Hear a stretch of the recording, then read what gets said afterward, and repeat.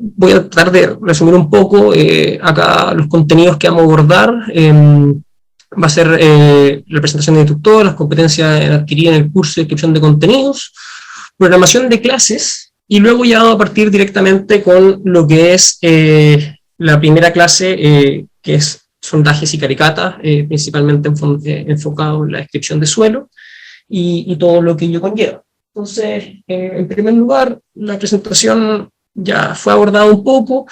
Yo soy ingeniero civil chileno de la Pontificia Universidad Católica de Chile. Ahí realicé mi pregrado, mi máster también en ingeniería sísmica, y luego de ello continué con un máster en Imperial College, el cual terminé en el año 2020.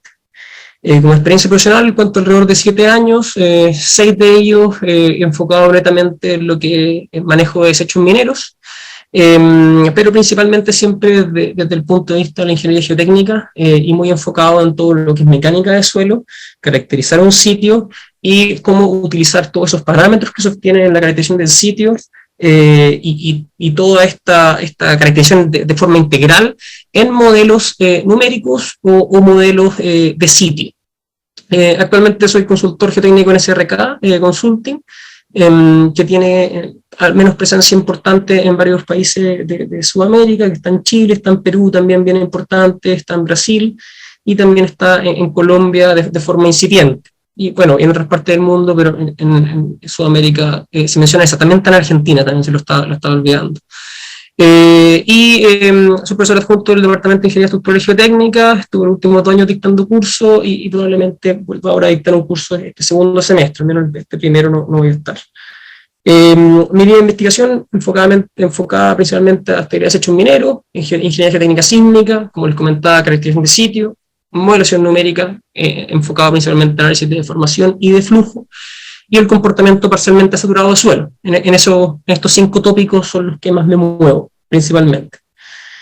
Las competencias que adquirí en el curso, o lo que buscamos que cada uno de ustedes salga entendiendo, siendo capaz y manejándolo, distinguir los distintos tipos de sondajes, sus aplicaciones utilizadas comúnmente en proyectos mineros, entender las claves de la obtención de muestras inalteradas, elaborar un plan de investigaciones geotécnicas y proceso de su resultado, identificar ventajas y desventajas, y sobre todo entender cuáles son cada uno de los ensayos geotécnicos in situ y de laboratorio. Más que nada no lo vamos a ver en este curso, hay otro curso destinado a ello que se va a dictar más adelante, pero la idea es que entiendan lo que está pasando in situ, qué es lo que estamos observando y cómo ello de luego se tiene que enviar al laboratorio, y cómo comparar lo que da el laboratorio con lo que da in situ, sobre todo para lo que da in situ no esté alterado, no tenga mediciones erróneas y no haya un mal concepto detrás de la medición. Y todo esto en términos técnico-económicos, porque hay que entender que si bien técnicamente un ensayo puede ser muy bueno, hay que ver también que esto sea factible económicamente, dada la envergadura del proyecto. Y en este caso, este curso se aboca principalmente a lo que es minería, y está también dentro del marco de presupuesto minero, el cual es distinto quizás al presupuesto de infraestructura, muchos quizás de ustedes que están trabajando actualmente también ya lo saben, que al fin y al cabo la cantidad de exploración geotécnica con que cuentan o que pueden contar para realizar un proyecto de infraestructura, generalmente, por no decir siempre, es considerablemente más limitada que en un proyecto minero, netamente por el presupuesto y también lo crítico que puede ser. O sea, la programación de clase, hoy día vamos a ver una introducción y conceptos generales que nos van a ayudar a entender todo lo que es sondaje y calicata y muestreo geotécnico. Y ya la siguiente clase vamos a empezar con un ensayo in situ, muy básico, de densidad, curva granulométrica, y vamos a partir con una introducción a lo que es SPP y CPT, que son los ensayos de penetración y quizás los más útiles dentro del mundo de los ensayos in situ. Luego vamos a continuar en la clase número 3 con SPT y CPT. Vamos a comenzar con resistencia al corte, donde vamos a ver distintos métodos, de nuevo, resistencia al corte con ensayos in situ, la cual vamos a continuar en la clase número 4, y también vamos a introducir permeabilidad la cual puede que alcancemos a terminarlo en esa clase número 4, va a depender siempre de también cuánto pregunten ustedes, cuánto quieran participar, o si no participan, esto va a ser mucho más rápido, pero tampoco esa es la idea. La idea es que ustedes participen y hagan todas las preguntas útiles que les puedan servir a ustedes también. Y luego de este capítulo de permeabilidad vamos a pasar a la clase número 5, donde vamos a ver también la parte de geofísica sísmica, sobre todo lo que son los ensayos de ondas superficiales, todo lo que es ensayos quizás destinados a ver cuánta humedad tiene el suelo, de resistividad eléctrica, por ejemplo, y vamos a terminar con métodos de monitoreo e instrumentación geotécnica. El curso también contempla dos tareas prácticas, una destinada a todo lo que es de CPT, y ver el manejo sobre todo de la planilla de Binan-Jeffries, y también contempla un pequeño proyecto en donde ustedes tienen que entregar una propuesta tecnológica más bien de los tipos de ensayo, o de qué ensayo elegirían para qué cosa, para ver el entendimiento que han tenido durante el curso. Entonces, una introducción y conceptos generales de por qué hacemos exploraciones geotécnicas, y principalmente esto tiene que ver para entender qué hay debajo del suelo, qué hay debajo de lo que estoy viendo, que es bastante limitado. Estamos diseñando proyectos en donde pueden, no sé, fundar una estructura enorme, o fundar, por ejemplo, un tranque relaves, y solamente veo la topografía, básicamente, o sea, lo que está en superficie, pero no tengo idea de qué es lo que hay debajo. Entonces nos interesa determinar la ubicación, espesor y principales características de los estratos de suelo y roca. ¿Dónde está este contacto suelo y roca? Por ejemplo, si alguien aquí ha tomado algún curso de dinámica de suelo, va a saber que es muy importante saber ese contacto suelo-roca, porque va a determinar, por ejemplo, la amplificación sísmica, o diferentes situaciones, como por ejemplo hasta dónde puede estar el agua, partes preferentes donde puede querer fluir el agua, y todos los problemas que ello puede indicar, y por eso también se lista dentro de este itemizado identificar el nivel freático. Por otro lado, también importa realizar ensayos in situ. ¿Por qué es tan importante realizar ensayos in situ adicionalmente a los de laboratorio? En gran parte porque cuando uno hace un ensayo in situ, está teniendo el suelo ahí mismo. No hay perturbación por traslado de muestra, por extracción de muestras, y está midiendo la propiedad en el mismo lugar donde está. Con el estado de esfuerzo que tiene, con las condiciones de humedad que tiene, con la fábrica y estructura que tiene el suelo en el punto en que yo estoy, entonces es mucho más representativo de la situación que después voy a tener que modelar, más allá de sacar esa muestra, trasladarla un par de kilómetros o cientos de kilómetros o continentes para ensayarla en el laboratorio respectivo y obtener la propiedad que deseo obtener. Y a veces, muchas veces puede pasar que pueden cambiar ciertas propiedades del suelo en el trayecto o en la extracción de la muestra, y eso puede alterar el resultado y dar peor o mejor, dependiendo de lo que se está buscando determinar, en el laboratorio, y con ello dar un resultado alterado de lo que efectivamente pasa en terreno, que por ejemplo sea más permeable, menos permeable, o que sea más resistente, menos resistente, más deformable, menos deformable, etcétera, en terreno, y siendo que, en laboratorio, y siendo que en terreno es más o menos ese parámetro del que están tratando de determinar. Entonces es muy también esencial obtener muestras de suelo y roca para analizar el laboratorio, porque el análisis que ustedes hagan del ensayo in situ va a servir como un parámetro de referencia, y ustedes luego de esto van a tener que ir al laboratorio, enviar esta muestra, y con ello determinar o ver si es que los parámetros se parecen, si los ensayos se parecen, si el parámetro que ustedes están buscando determinar conversa, por así decirlo, entre los dos lugares, entre el laboratorio y ensayo in situ. Si les da que resiste muy poco en terreno y les da que resiste mucho en laboratorio, es una señal de alerta de que o algo se hizo mal, o mostré puntos distintos, o el ensayo no fue el adecuado, o algo pasó. Pero ¿cuál le creo? ¿El que resiste más o el que resiste menos? Si quizás le creo el que resiste menos, el proyecto no es viable. Si quizás le creo el que resiste más, en realidad puedo estar sobreestimando la resistencia y con ello poniendo en aprietos a alguien o poniendo en riesgo la seguridad de alguien. de los operadores, etc. Entonces, es un tema a tener con cuidado. Y por esto es bueno chequear entre laboratorio y in situ. Y también definir problemas singulares que puedan generarse en el proyecto y que ustedes identifiquen en terreno. Que, por ejemplo, ustedes no lo identificaron en su análisis de gabinete, o en inglés también lo muy conocido como el desk study. Entonces, ¿qué contempla una investigación del sitio? Investigación de gabinete, eso es lo primero. O sea, si ustedes les dicen hay que ir a terreno, lo primero que ustedes tienen que hacer es, en este caso, agarrar Google Earth, que es lo más a mano que van a tener, y lo que todos tenemos en el momento en que nos dicen que hay que ir a terreno, y ver dónde está, tipo de elevaciones que puede tener el terreno, en cierto grado la topografía, quizás si hay un lago cerca, alguna fuente de agua, un río, y tratar de entender la geología que puede tener el lugar, dependiendo del tipo de río. Sabemos que si un río tiene mucho desnivel, probablemente va a tener quizás un material aluvial de canto quizás rodado, o quizás piedras o bloques que van a estar más redondeados por la acción de la erosión del agua. Y van a ver, por ejemplo, si hay un lago, pueden ver o pueden esperar más bien que el material vaya a ser un poco más fino, más suelto en el fondo o por los costados. Si el río también es muy ancho quizá y lleva poca velocidad, eso lo van a ver en terreno, pero en general ríos muy anchos no llevan tanta velocidad, y con ello también les va a dar un indicio que quizá el tipo de material que van a encontrar ahí puede ser, por ejemplo, más fino, porque no va a ser capaz de arrastrar material más grueso. Entonces les da muchas luces de lo que pueden encontrar, un tipo de saturación, etc. También, si hay muchas montañas, el tipo de material puede ser que caiga de las montañas por gravedad, y pueden encontrarse quizás cantos o bloques de mayor tamaño.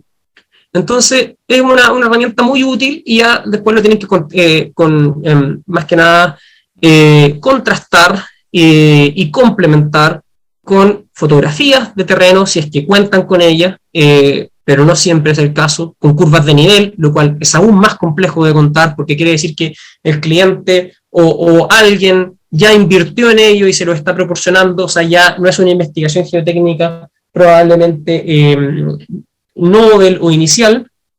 Y también con cartas geológicas, que en general países donde ya hay cierto grado de ciencia desarrollada ya cuentan con cartas geológicas, diría, de casi todos los lugares, en algunos casos con una escala bastante grande, mientras que con otros casos una escala mucho más detallada, que pueden ir ya a ver en escala de kilómetros, o por ejemplo en escala de decenas de kilómetros, perdón.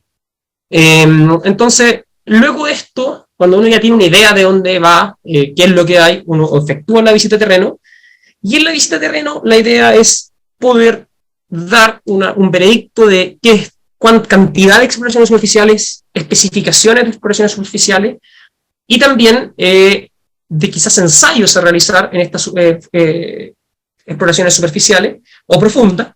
Más que nada porque esto funciona así: uno llega, uno dice, ok, voy a hacer, no sé, 3 sondajes en este sector, y una vez los decide, tiene que jugársela con ese sondaje, y también decir, además de dónde y qué profundidad y las especificaciones técnicas del sondaje, en qué punto se va a hacer el ensayo. O estar en terreno, idealmente, mientras se está realizando el sondaje, para tomar ciertas decisiones. Pero no puede hacerse la perforación y luego ver qué hacer, porque en general puede que hayan cerrado la exploración, no que dejen abierta, puede que sufra perturbación el suelo en ese intertanto y pierda representatividad, y haya que ir a hacer de nuevo otra exploración y subir el costo del proyecto. A veces se puede, a veces no. Entonces, hay que repetir esta iteración de los puntos anteriores en casos de hallazgo de cuidado, y con eso, por ejemplo, ver que hay flujos preferentes, que hay suelos complejos, ya sea en muchos países que tienen actividad volcánica, por ejemplo, ceniza volcánica, o en sectores en donde quizá pueden estar quizá en la cordillera o muy lejos de la costa, pero que tengan suelo marino por todo este tema de que geológicamente la corteza se fue desplazando, y hoy en día hay suelo salino ahí, que era antiguamente fondo marino, y eso puede conllevar a tener problemas por las sales. Entonces hay que siempre ir buscando estos hallazgos de cuidado que pueden ser puntos singulares. Y siempre contar con un monitoreo continuo una vez comienza la construcción y operación. Porque una vez comienza la construcción y operación, pueden empezar a ocurrir problemas constantemente si es que se les pasó algo o si es que empiezan a aparecer cosas que, por ejemplo, las exploraciones no hallaron, porque siempre hay que entender que esto es algo puntual. O sea, puede que un área de 10 hectáreas la caractericemos con 10 sondajes, si el presupuesto lo permite, pero van a ser 10 puntos en un área enorme. Entonces pueden haber sectores que eventualmente no quedaron muestreados, se hizo lo mejor posible con 10 sondajes, habría sido mejor quizás hacer 100, pero el presupuesto permitía 10, o el presupuesto permitía 5, entonces pueden empezar a aparecer cosas raras, extrañas, y hay que dar solución a lo que está ocurriendo. Entonces, dentro de este reconocimiento del terreno se destacan los sobrevuelos, los cuales pueden ser mediante avioneta, pueden ser mediante helicóptero, o por ejemplo pueden ser mediante dron. Las dos primeras son extremadamente costosas, se hace muy rara vez en general para proyectos, por ejemplo, de trazados lineales, como de tubería, de plantas desaladoras que tienen que recorrer desde la costa quizás hasta la cordillera en países, por ejemplo, de la costa oeste de Sudamérica, como podría ser Chile o Perú, en donde hay proyectos mineros que están ubicados muy alto en la cordillera, quizá a 200 kilómetros de la costa, y se crean estas máquinas, o sea, estas plantas desaladoras, claramente en la costa, que tienen un trazado lineal de tubería, y eventualmente uno va, los geólogos sobre todo, en helicóptero, recorriendo el trazado que va a recorrer la tubería, buscando fallas, buscando lugares con riesgos geológicos, como por ejemplo que pueda haber un aluvión, que puedan haber rodados, que puedan haber caída de, no sé, de ríos ante crecidas, etc. Entonces, esto lo hacen con sobrevuelo, o ahora último, en realidad, en estos últimos 5 años hay una masificación notable del uso de vuelos dron, y lo cual es bastante útil porque reduce todo esto, y una persona netamente con la máquina a distancia puede estar haciendo todas estas mediciones mientras uno está cómodamente en la oficina esperando el reporte. Pero claramente no es lo mejor, siempre lo mejor es verlo por los propios ojos. Lo otro que es bien complementario es todo lo que es la carta geológica, el caso de Chile, que es el mapa 1:1.000.000, que lo hizo el Servicio Nacional de Geología y Minería, que sale ahí en 2003, y han habido actualizaciones parciales, y da una luz de el tipo de roca que uno puede encontrar muy a gran escala en algún lugar en específico al que vaya. Entonces, bastante útil como un primer approach. Y dentro de estos conceptos básicos hablábamos que hay que entender quizás las propiedades de estado e índice del suelo, porque el comportamiento mecánico del suelo depende de estas propiedades, propiedad índice y estado. Pero es un marco general del comportamiento general, valga la redundancia, que puede definirse teóricamente bajo ciertas hipótesis y simplificaciones, es decir, puedo asumir que la densidad es poco relevante en algún tipo de ensayo o en algún tipo de análisis, o que la humedad en realidad poco me importa si es que voy a analizar quizá la resistencia última, etc. Entonces, lo clave es entender estas propiedades índice. Ahí listé algunas propiedades de estado, y dentro de las propiedades índice es, por ejemplo, la clasificación del suelo. ¿Qué es una propiedad índice? Se preguntarán. No sé si alguien tiene esa respuesta o quiere compartirla, o prefieren que directamente la diga, pero no sé si alguien, para hacerlos participar un poco. ¿Qué entienden por propiedad de índice?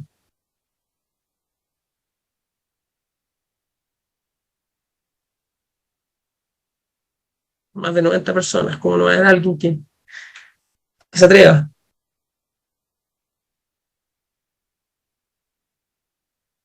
Tenemos propiedad índice y estado. La de estado fácil, dependen del estado del suelo.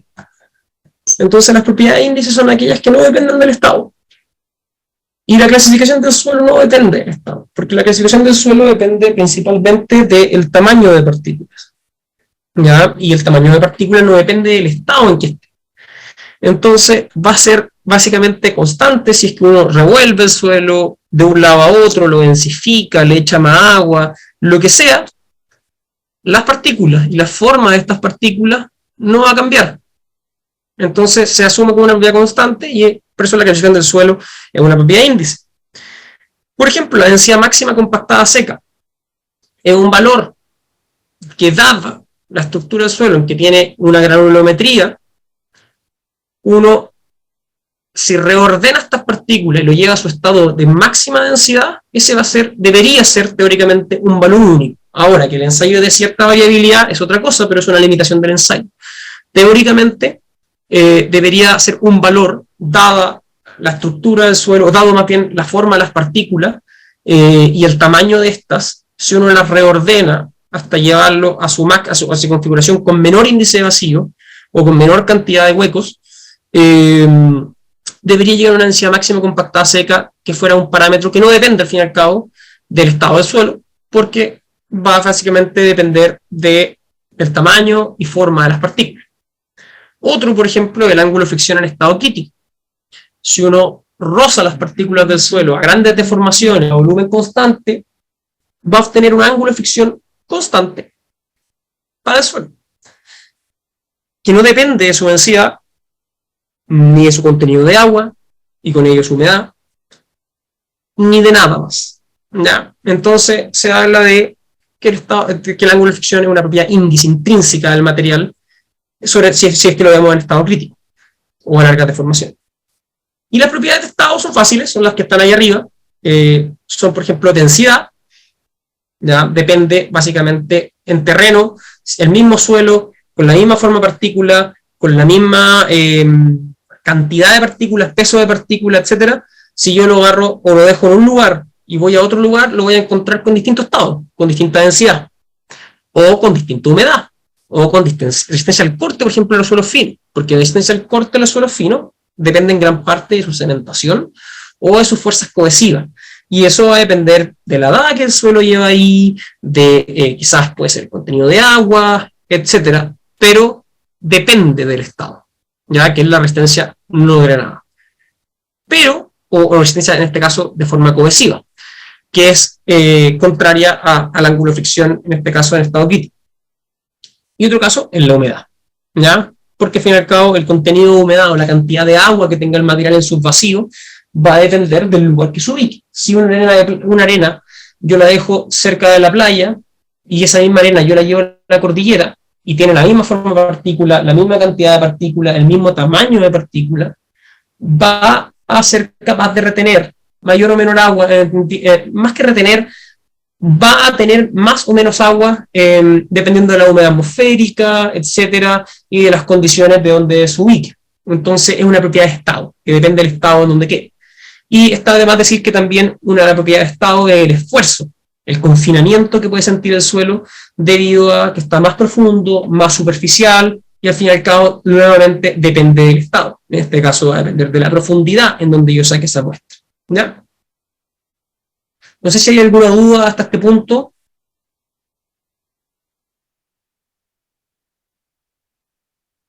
Sí, hola, buenas noches, magíster. Buenas noches. Sí, sobre los conceptos básicos que está terminando, el comportamiento del suelo es igual, lo que todas esas propiedades índices, propiedades de estados, es igual para cualquier estructura, o difieren, ahí o sea, diferentes. Mezclaste varias cosas. ¿Sí? Está la estructura y la fábrica del suelo. Y en general eso depende de cómo fue depositado.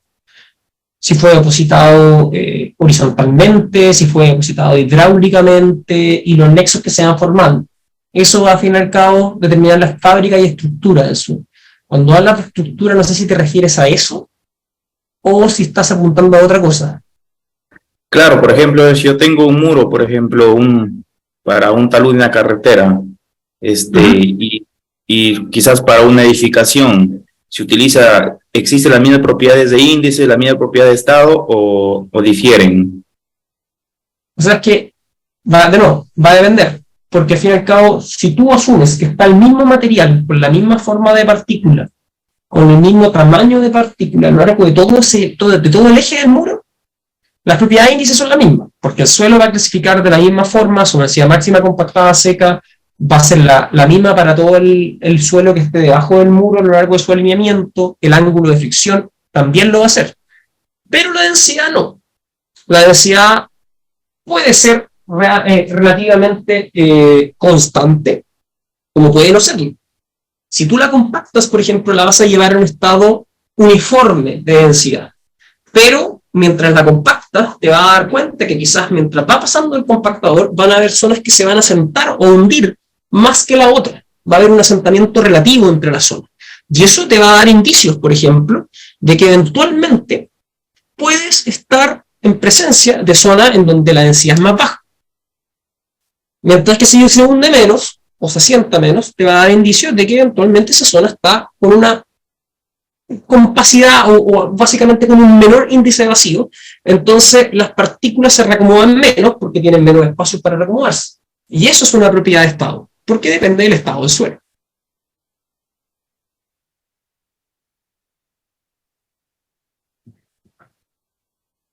Ah, ya, gracias, Magister. Y en esa misma línea, otra propiedad que sí también depende del estado es, por ejemplo, no sé si lo han escuchado, la curva de retención de humedad, que básicamente la coloco acá porque es bastante útil para entender el comportamiento parcialmente saturado del suelo. Está el mundo seco, sin agua. Está el mundo completamente saturado, que es la mecánica de suelos clásica. Ambas son mecánicas de suelos clásicas. Y el mundo entre medio de este mecánica de suelos totalmente seco, con el mundo mecánica de suelos totalmente saturado, es lo que llamamos el mundo parcialmente saturado, que es aquel que al fin y al cabo tiene relación con la succión que puede existir dentro del suelo, y eso va a depender principalmente de la densidad del suelo y del fluido que esté dentro. Entonces depende al fin y al cabo de una propiedad de estado del suelo. Entonces, esto es un mix que acabo de colocar, pero existen más propiedades de índice, existen más propiedades de estado, y básicamente hay que tener conocimiento de estas para entender lo que viene más adelante, porque vamos nosotros muchas veces a tratar de clasificar algunas veces o medir propiedades de índice o propiedades de estado, y hay que entender, por ejemplo, que si uno altera una propiedad de estado, lo que va a estar midiendo el laboratorio no va a ser lo que está in situ. Mientras que si altero una propiedad de índice, en realidad, más que nada, si altero el suelo, en realidad poco me importa por una propiedad de índice. ¿Ya? Y hay veces en que altero las dos. Y ahí son lo peor de todo. En general, cuando uno altera las dos, uno no puede hacer ningún ensayo de laboratorio. Y lo vamos a ver con los sondajes. No sé si hay más dudas aquí antes de pasar ya a lo que viene. Buenas noches con todos. Con respecto a la cantidad de sondajes, si bien... aún no pasamos a eso. Ni siquiera hemos llegado a los sondajes. No, que la cantidad de perforaciones que hay que escoger, que depende del presupuesto y eso. Tal vez hay, no sé, una norma o depende de la estructura que se va a construir para determinar y sugerir al dueño de la obra que se debe hacer tantos sondajes de tanta profundidad, o igual queda eso de una manera relativa, como dijiste. En general hay normas que dependen de cada país. Yo en mi caso me sé la chilena y también manejaba el British Standard. Pero al fin y al cabo, sobre todo cuando lo aplicamos a minería, que este curso se trata de minería, más que de infraestructura, va a depender de básicamente el diseñador. ¿Y por qué lo digo? Porque en general las normas están hechas para edificios. Y es muy extremadamente raro que uno vaya a diseñar un edificio en una mina. Y con esto apunto básicamente a algo que tenga más de 10 pisos.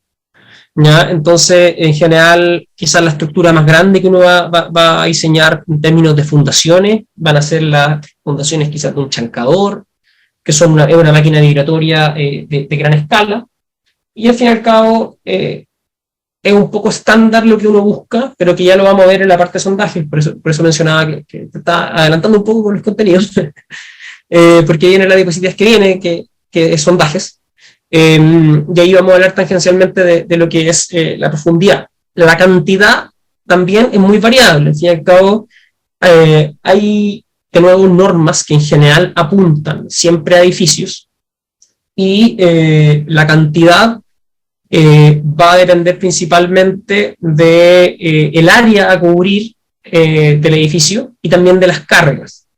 Las cargas sobre todo tienen mayor implicancia en la profundidad de sondaje, y uno siempre trata de cubrir por lo menos un ancho de la estructura, o sea, si la estructura va a tener 50 metros de ancho, uno buscaría llegar al menos a 50 metros de profundidad, pero en general las normas exigen 30 más o menos 15.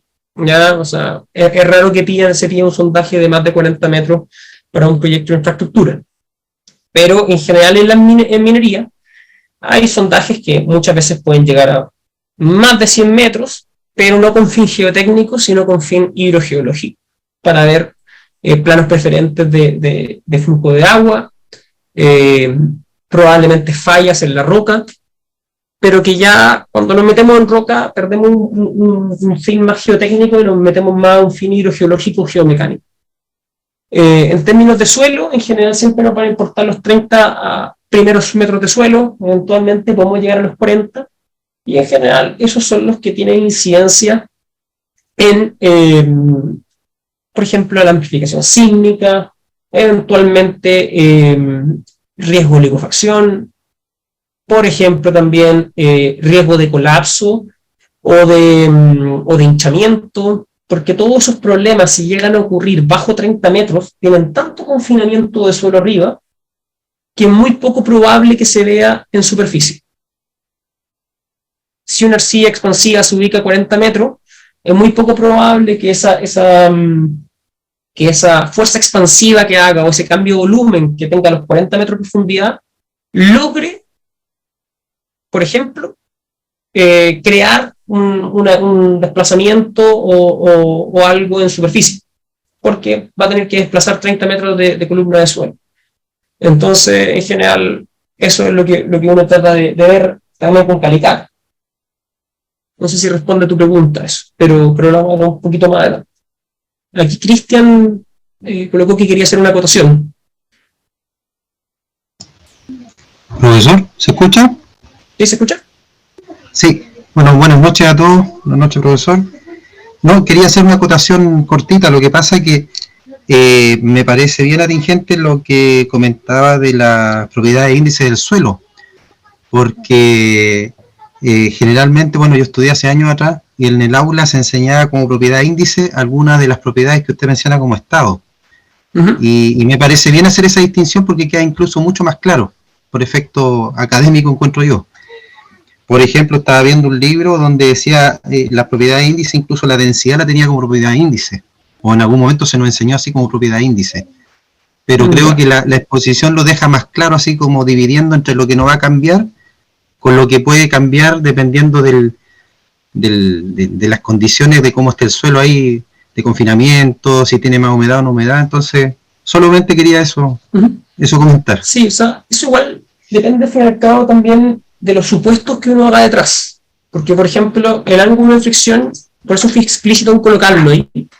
Si ustedes ven los libros, mi libro antiguo, y quizás de vertiente más norteamericana, el ángulo de fricción siempre se lista como una propiedad de estado.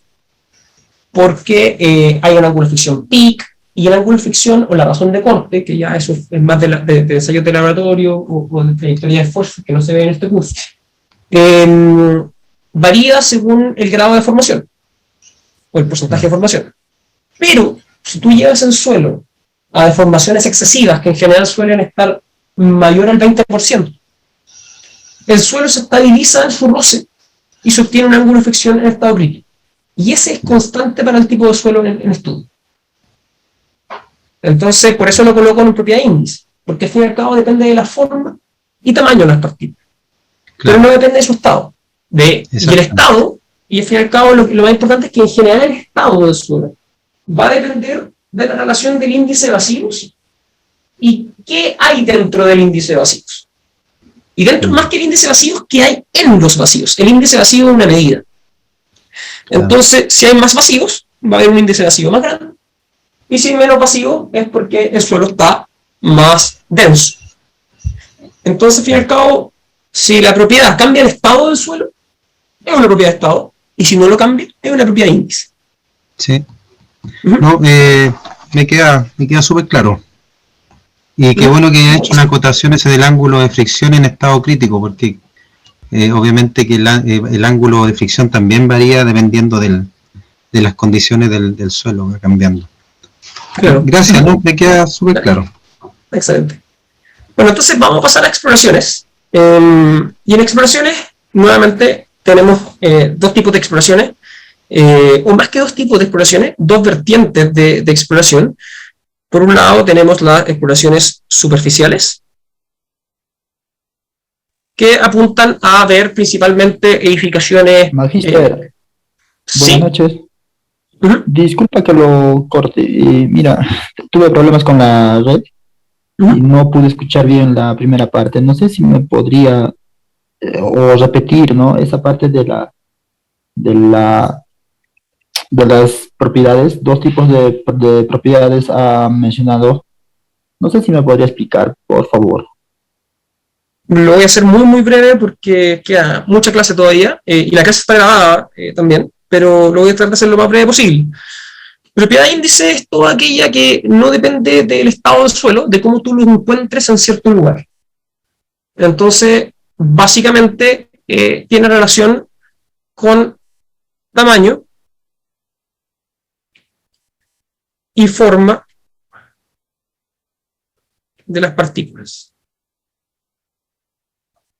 ¿Ya? Mientras que propiedad de estado tiene relación principalmente con los vacíos, que en este caso yo lo menciono como índice de vacíos, con su letra E. En muchas otras partes lo llaman como índice de huecos, o razón de huecos, o razón de vacíos. Pero principalmente las propiedades de índice son aquellas que tienen, que no varían dependiendo de cómo está el suelo, o cómo tú lo encuentras en los lugares. Mientras que las propiedades de estado son aquellas que sí varían, producto de cómo está el suelo. Si está más compactado, si está más denso, si está más suelto, si está, etcétera, con más agua, con menos agua, erosionado o no está erosionado, al fin y al cabo va a depender. ¿Ya? Pero todo lo que depende es del estado, y todo lo que es invariable es índice. Alguien podrá decir, ya, pero si se erosiona una partícula, cambia. Sí, pero estamos entendiendo que es una vez tú llegas ahí y agarras el suelo. La erosión va a ocurrir en un proceso de años. ¿Ya? Entonces, también tiene relación con la escala del tiempo. ¿Ya? Eso. Entonces, volviendo a exploraciones, están las superficiales y están las exploraciones profundas. Vamos a partir primero con las profundas. ¿Ya? Y dentro de las profundas, la exploración por excelencia, y con esto estamos hablando de exploraciones invasivas, porque hay exploraciones superficiales y profundas que son no invasivas, y se puede, por ejemplo, implementar de otra forma, que son, un ejemplo, por ejemplo, sería la geofísica. Pero en este caso estamos hablando de exploraciones invasivas, o sea, quiere decir que entran al suelo, por así decirlo. Entonces, dentro de los sondajes, nuevamente, hay una serie enorme de sondajes, 1000 formas de combinación, pero nosotros vamos a hablar de aquellos que están ligados a la minería, ¿ya? Y los principales. Y vamos a dar un pequeño barniz o pequeño detalle de esto. Entonces, en general, los sondajes se pueden clasificar en base a cómo se perfora, cómo entra una sonda, cómo entra un tubo hacia adentro del suelo, y luego cómo éste recupera la muestra, ¿ya? O si es que recupera muestra, que es que no se recupera nada, y solamente sirve para hacer un hoyo. Entre los sondajes de perforación más usados en geotecnia están los de rotación y los de penetración. Hay algunos que mezclan, rotan y penetran, y muchos o solo rotan, o solo penetran, o empiezan 30% de rotación, 70% de penetración, o más que eso, más que sea tan fijo, es la proporción en realidad o preponderante que ocupan para perforar. La limpieza del pozo para recuperación de muestra puede ser con agua, lodo o aire. En algunos casos es sin nada. ¿Ya? Es netamente, al fin y al cabo, si es con nada, puede ser con aire, porque al fin y al cabo siempre hay aire. Pero cuando se le pone aire ahí, en realidad apunta a que se ocupa aire a presión para hacer volver la muestra. ¿Ya? Entonces, la circulación puede ser normal o inversa, existiendo distintos tipos de combinaciones de perforación y recuperación, que es un poco los que le comento. Pueden empezar a jugar con esto, o más que jugar, a encontrar distintos tipos de sondaje en donde haya rotación, penetración, con agua, sin agua, con lodo, sin lodo, con agua y lodo, con lodo y aire, con un tipo de lodo, con otro tipo de lodo, con circulación normal o con circulación inversa, y al fin y al cabo empiezan a tener muchas combinaciones. Entonces, dentro de los que más destacan en minería está aire reverso, de rotación mediante diamantino, y sónicas. ¿Ya? Entonces, avanzando, uno de los más comunes en minería, pero no en ingeniería geotécnica, son los sondajes de aire reverso. Y si ustedes van donde una empresa especialista en sondajes, que se dedica 100% a hacer sondajes, y quizás tiene de todos los tipos de sondajes, siempre le van a ofrecer el de aire reverso, porque es el más rápido para ellos. Es un sistema rápido, económico, y al fin y al cabo lo que hace es, ustedes tienen, en este caso, una corona acá que es un tricono que se llama. La corona es la parte, esto es lo que está en contacto con el suelo, lo que va justo aquí, y esto va avanzando hacia abajo, y estas coronas van girando, tienen engranajes y van girando, y están diamantadas. Y lo que hacen es giran y rotan, y van moliendo el suelo a medida que van haciendo la perforación, y van moliendo todo el suelo, todo el material perforado que entra por acá, o sea, entra por ahí, y mediante aire sale a la superficie, aire a presión. Entonces, se inyecta aire comprimido a través de una cámara exterior o de las barras de perforación de doble pared. Y se habla de doble pared porque si hacemos un zoom acá, ustedes ven que hay una doble pared acá. Hay una perforación. Esto es una pared del tubo que perfora, y esta es una pared del tubo que perfora. Y con eso me referimos a la pared del tubo que está por acá y que está por acá. Y acá está el ducto por donde suben las partículas de suelo.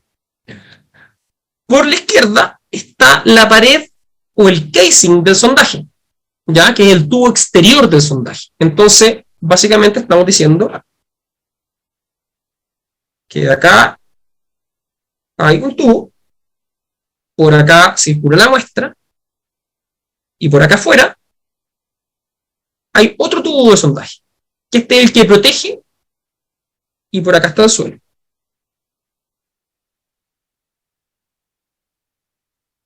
Y por acá hay, entre comillas, vacío, que es lo que voy a marcar en rojo.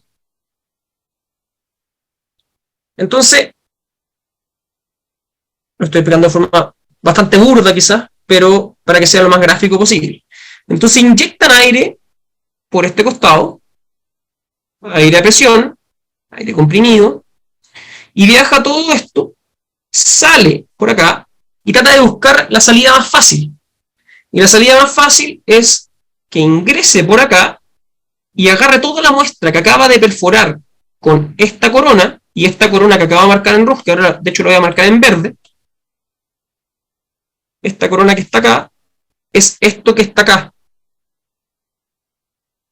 Entonces la muestra entra por acá, que acabo de marcar en rosado, que es lo mismo que entre por ahí, recorre y sube. En este caso estoy marcando una flecha hacia abajo, que está bajando en la figura a la izquierda, pero por acá sube. Y lo que sale es roca molida. ¿Ya?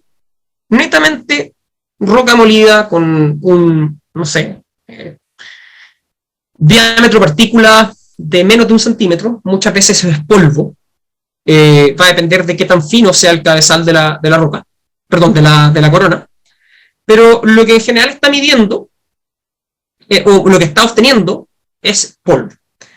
¿Y cuál ¿cuál es la gracia de este método? O sea, en realidad, bueno, y aquí hay una descripción, el material perforado asciende por dentro de las barras y llega desintegrado a la superficie. Entonces, lo que yo les digo es que por acá sale el material, pero sale como polvo. ¿Ya? Sí. Y aquí volvemos a lo mismo. Mediante este sondaje, ¿qué estamos teniendo? ¿O qué se está afectando? Se está afectando propiedades índice y propiedades de estado. Pierde absolutamente la densidad. Y si damos lo básico, pierde su tamaño de partícula. Las partículas básicamente se desintegran en su totalidad. Y ya antes tenía una roca y ahora tengo polvo. Entonces, perdí básicamente todo.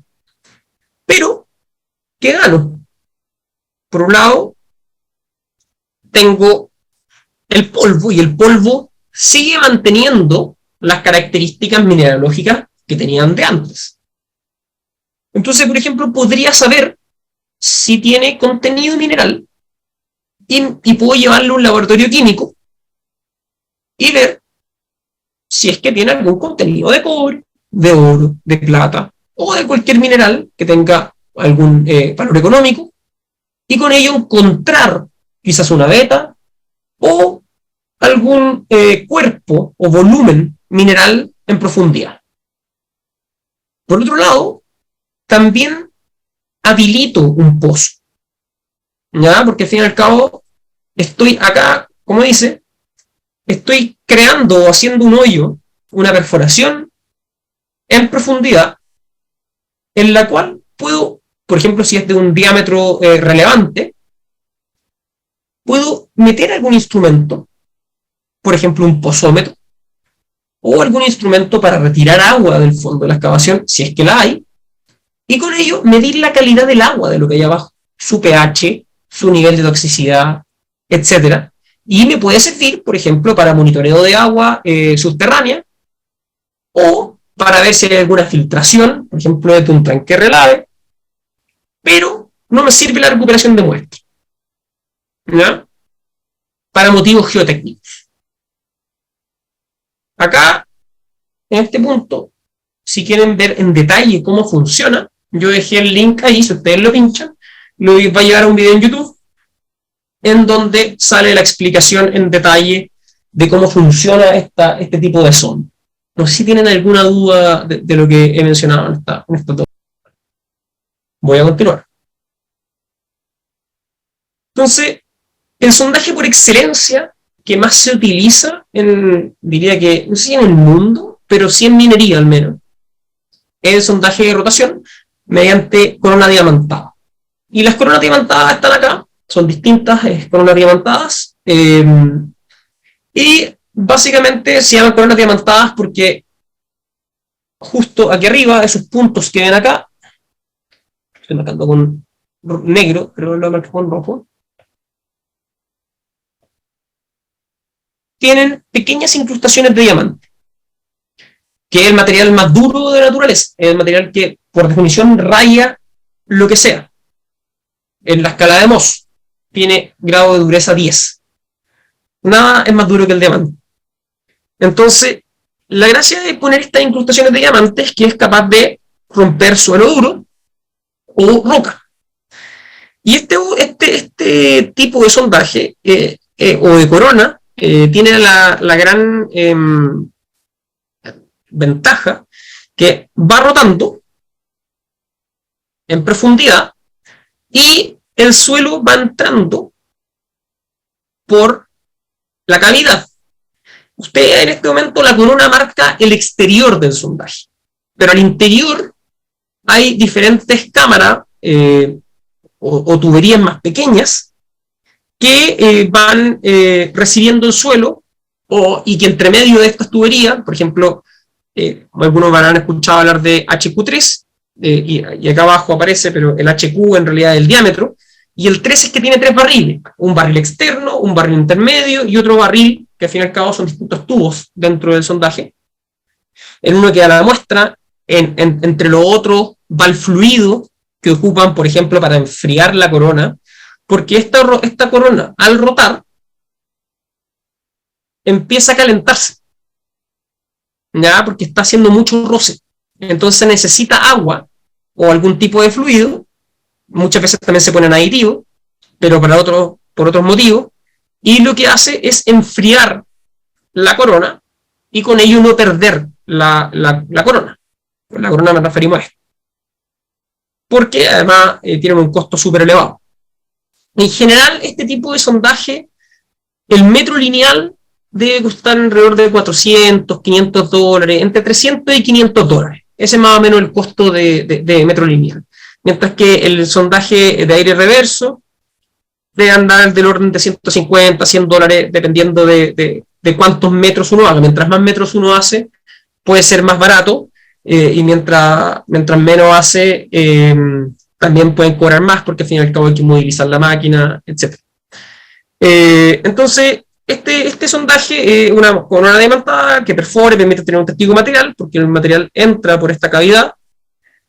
No obstante, y aquí hay algo que entender que es clave, las muestras se alteran, porque la corona está destruyendo su estructura, y mientras más delgado, o sea, más que delgado, mientras más chico el diámetro de la corona, el suelo que está al medio se siente más afectado por la rotación de la corona. Porque si ustedes ven esto como un círculo, soy pésimo para dibujar círculos, así que no esperen que quede bueno. Mientras este diámetro sea más pequeño, el efecto de perturbación que hace la corona en sus costados, en toda esta zona, afecta el centro de la muestra. Entonces, uno preferiría un sondaje más grande, pero un sondaje más grande es más caro. Entonces, el diámetro más típico que se realiza esto es el HQ. Pero hay otros diámetros que son más chicos, en general se ocupan para suelos finos, arcilla, limo, y está el PQ, que es el 85 milímetros. Todos estos diámetros son diámetros internos, ¿ya? Que es la muestra extraída del suelo. Recuerden, en general estos tienen 3 diámetros.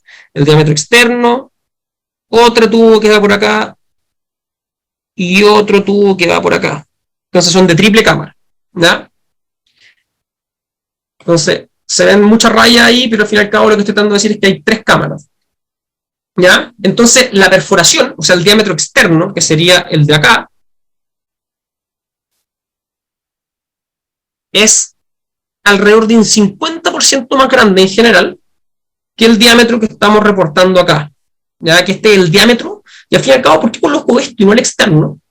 Porque este diámetro es el que manda si es que ustedes después quieren obtener una muestra, ya sea inalterada o no, para su respectiva caracterización, ¿ya? Entonces, ¿cómo aparecen las muestras de un sondaje de diamantina? Aparecen de esta forma, en este caso es de roca. Aquí nuevamente muestro una ¿cómo se llama esto? Una corona diamantada. Estos de acá, aunque no lo crean, son incrustaciones de diamante. Bueno, y eso también es una de las razones de por qué hacen las coronas tan caras.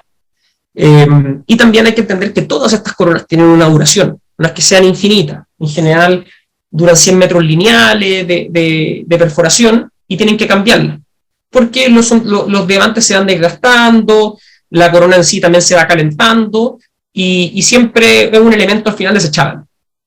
Y bueno, los testigos son recuperados y almacenados en caja, donde se identifica la profundidad a las cuales fueron extraídas mediante estos tacos de acá, identifican el inicio y fin del tramo.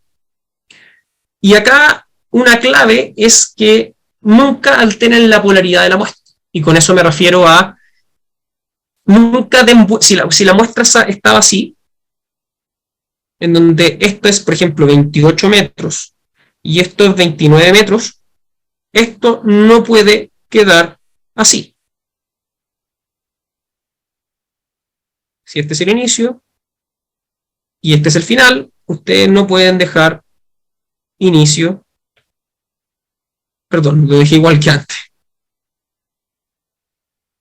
No pueden alterar la polaridad, con eso me refiero a alterar el inicio y el fin y dejar ladeada la muestra con 28 metros acá y 29 arriba, ¿ya? Porque al fin y al cabo alteran toda el sistema de esfuerzo, cómo fue depositado el suelo. Quizás en una roca no influye tanto, pero en el suelo influye en demasía, ¿ya? Entonces es esencial el cómo se registra esto y cómo se almacena en las cajas. No sé si hay alguna duda de los sondajes de diamantina y su funcionamiento. Consulta.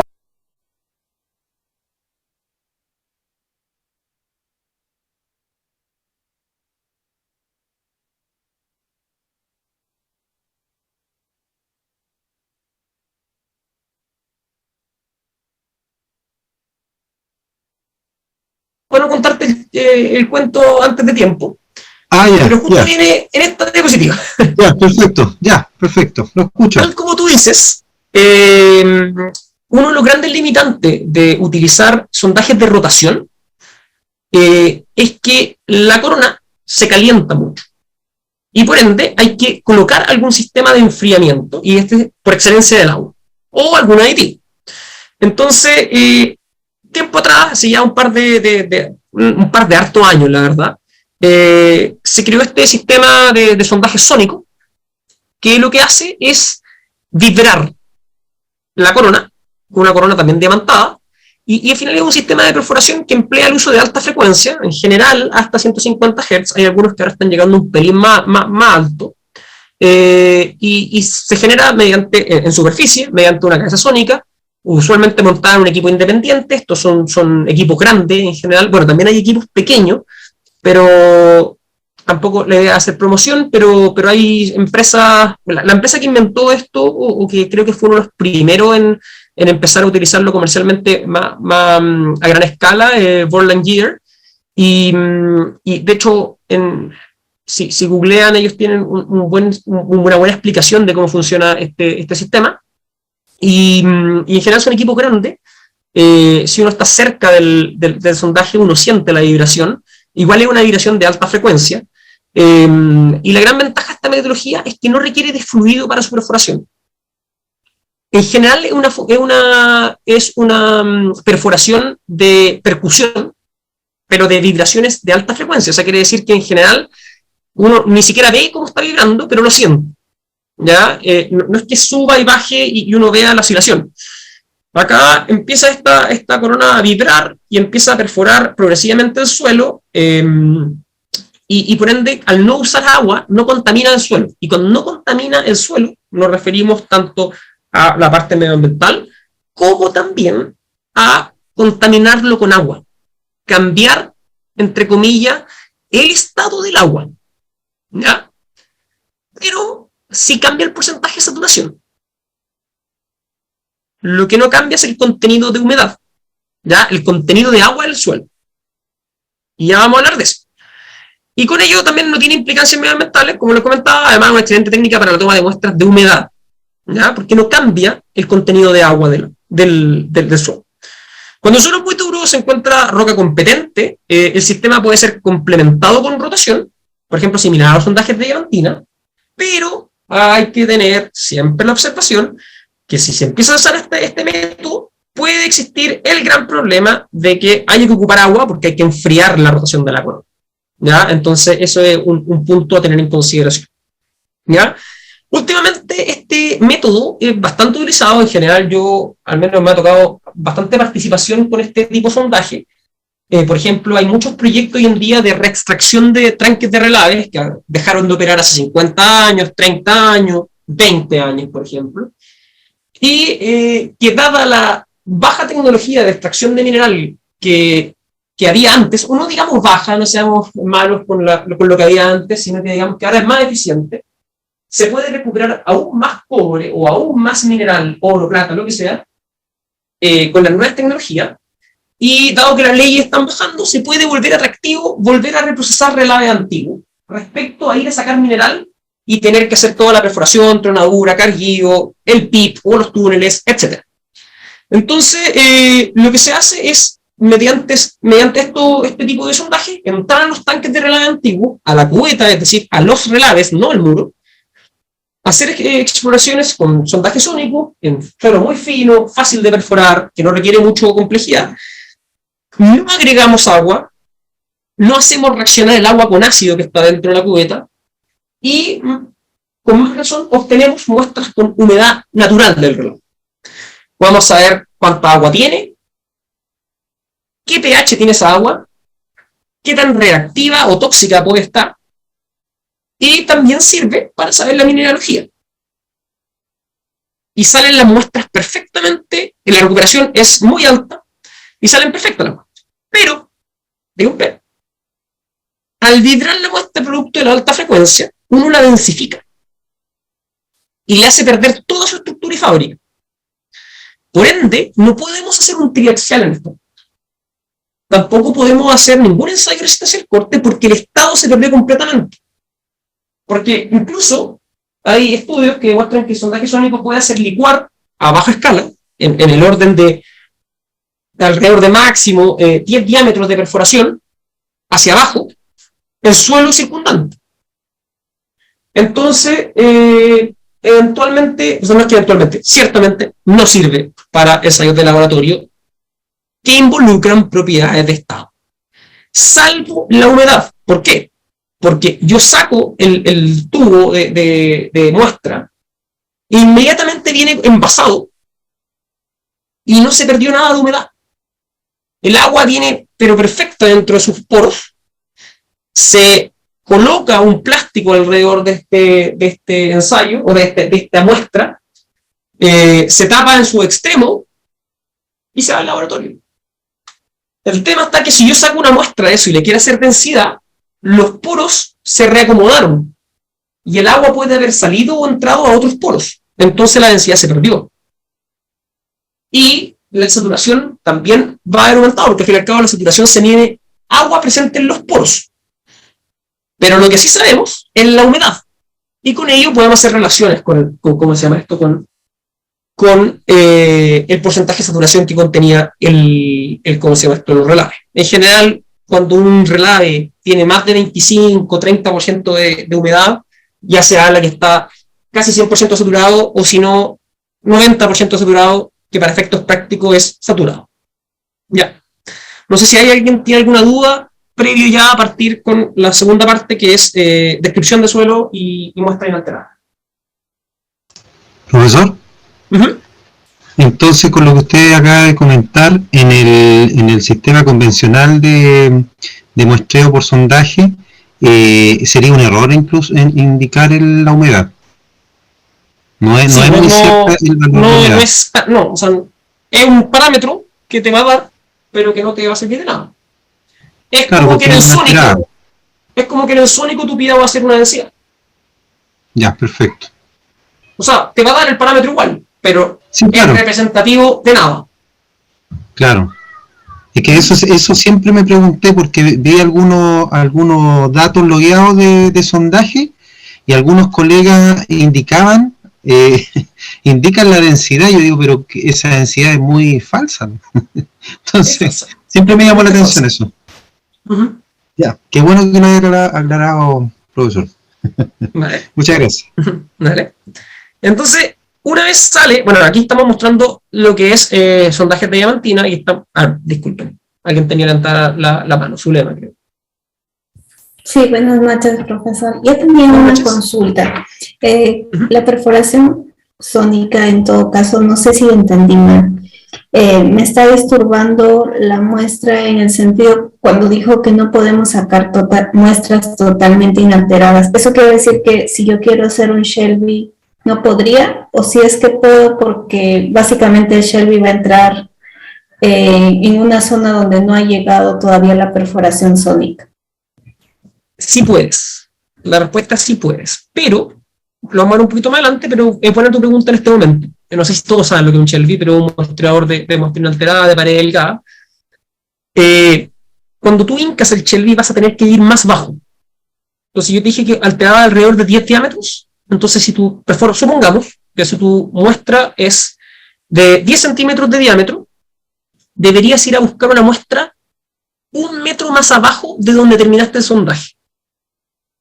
Si tú estás perforando y llegas a 10 metros de profundidad, retiras las barras del sondaje, bajas tu tubo Shelby o algún muestreador sacas 1 metro de relave,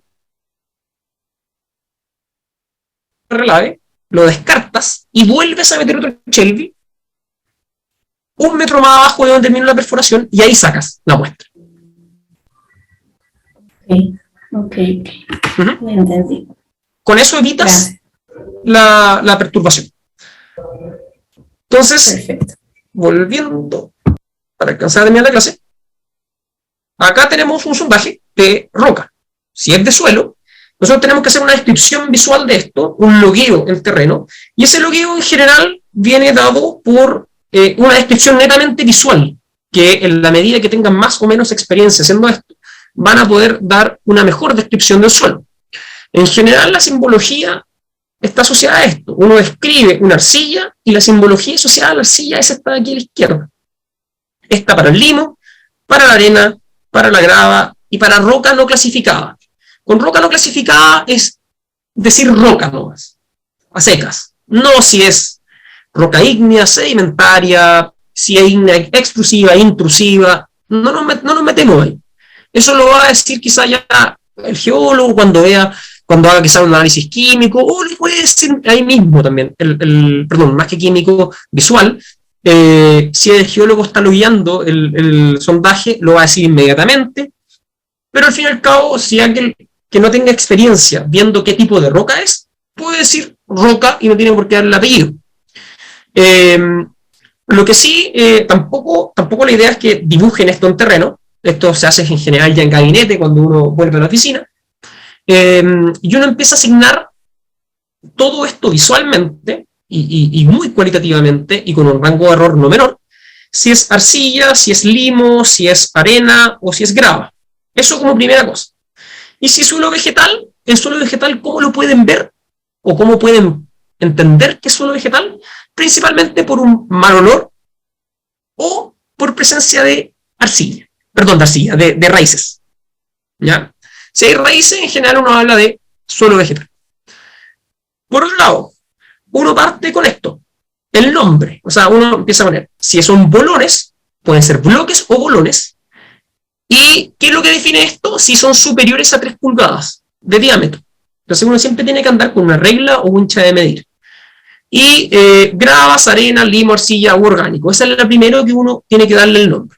Con el adjetivo de los constituyentes secundarios, indicando siempre el tamaño máximo de la partícula que ustedes ven por fuera del sondaje, si es que el sondaje viene perfectamente circular o tubular, y si viene desmembrada toda la muestra, por ejemplo, si son gravas que vienen sueltas, uno puede inmediatamente ya empezar a jugar con ellas, tocarlas, sacarlas del sondaje, volver a colocarlas claramente, pero ir midiendo el tamaño de las partículas.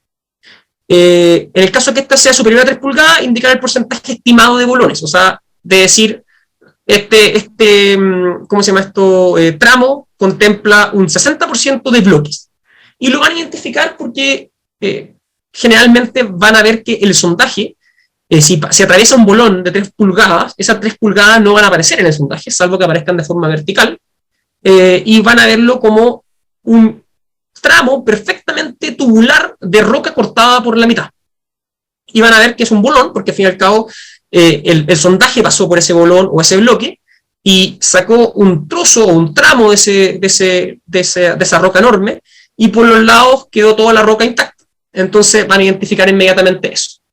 Luego de eso tienen que seguir con la distribución de tamaño, porcentaje en peso de grava, arena y fino, es decir, darle una clasificación, y esto va de la mano con el nombre, de decir, esto es grava porque tiene más de un 50% en peso del tramo, es material de grava, o sea, mayor a 4.25 milímetros, o es arena, o sea, principalmente está entre la malla 200, que es 0,075 milímetros, con 4.25 milímetros de grava, y vive todo esto en arena, o decir más del 50% ya está bajo la malla 200, y identificar que es predominantemente fino. Recuerden siempre, la distribución y el nombre es por peso, no por volumen. Lo que ustedes van a ver es volumen, pero es por peso. Entonces, por eso requiere un poco de experiencia. Muchas veces ustedes ven quizás muy arenoso y tiene unas cuantas gravas, pero si las gravas son muy pesadas, va a predominar la grava por sobre la arena y el nombre del suelo va a ser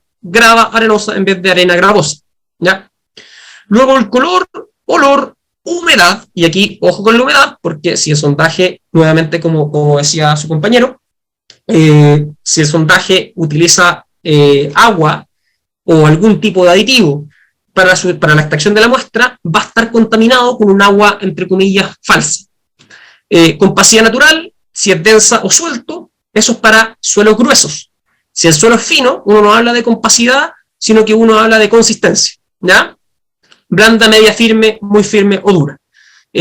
Plasticidad, ustedes agarran el suelo, lo tratan de enrolar básicamente, si se hace cierto grado de tubito, por así decirlo, hablan de que es plástico, si no reacciona frente a eso con agua, básicamente no es plástico, y así siguen hacia abajo con todo en realidad lo relevante que ustedes vean. Hay muchas cosas que no van a ver, por ejemplo, puede que no haya materia orgánica, puede que no tengan suficiente certeza o quizás capacidad en algún caso de entender si es fluvial, aluvial o artificial, si es por ejemplo un relleno antrópico, o tiene un origen fluvial, o tiene un origen de aluvio o coluvio, etc. Eso ya tiene más relación con la geología y tiene más relación también con ver el entorno en donde se está haciendo el sondaje también, no solamente en la muestra.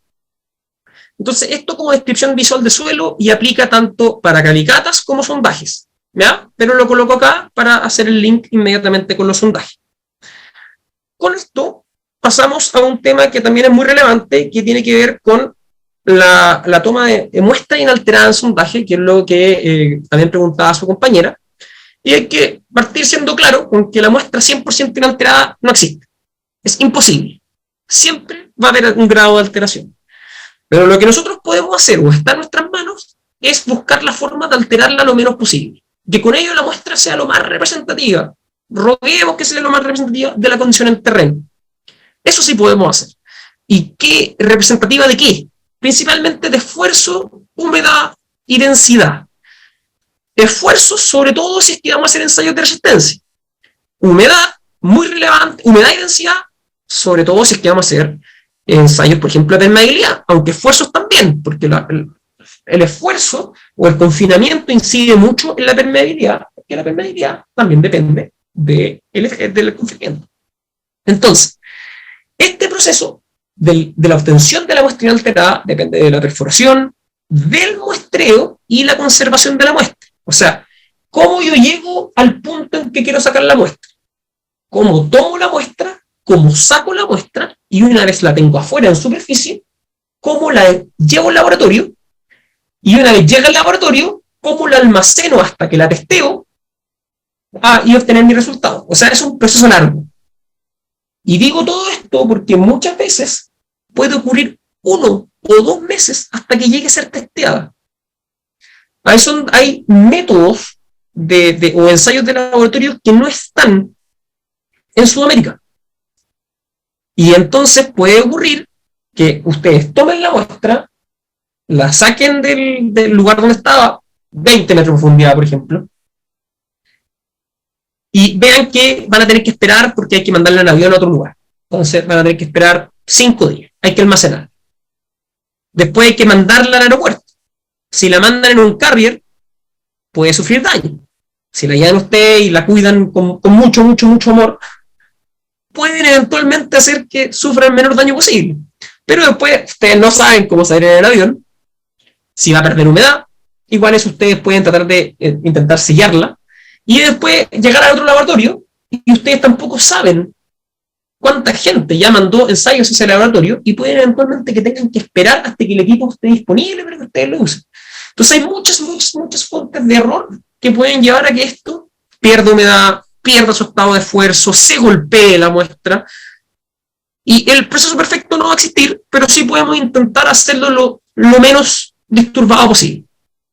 Entonces, en general, en sondajes esto se hace mediante tubos huecos, idealmente de pared delgada, y vamos a ver por qué, que se empujan o se hincan, y cuando digo se hincan, igual que los pilotes, lo bajan mediante golpes, como algo así como el ensayo SPT. En general, estos métodos funcionan muy bien en suelos finos, cohesivos. Son muy complejos de hacer en suelos arenosos, porque nuevamente la muestra se escapa, por los extremos, y la fuerza que involucran para poder hincar o empujar el tubo en el suelo afecta considerablemente el estado de la muestra. Mayor fuerza, más afectación de la muestra. Entonces, ¿cómo llegamos al muestreador perfecto? O cómo llegamos al muestreador que minimiza el daño a la muestra más que perfecto? Es mediante muestreadores de pared delgada. ¿Qué es la pared delgada? Si lo ven aquí a la izquierda, una pared delgada, o el ancho de la pared, viene dado por DE menos DI, diámetro externo menos diámetro interno.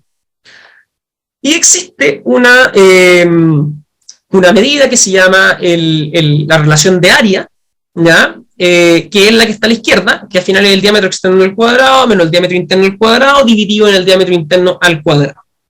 Y esta relación de área, en realidad, lo que debe apuntar es a maximizar, mientras esta relación de área de más grande, quiere decir que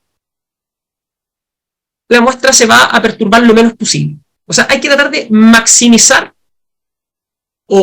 la delgadez de la pared, ¿ya? Eso por un lado, y también aumentar el diámetro de, ¿ya? Entonces, la relación de área debe maximizarse, debe ser lo más grande posible para minimizar la perturbación de la muestra al interior del muestreador acá, porque acá va a ir el suelo. Voy a dibujarlo con otro color. El suelo va a ir acá.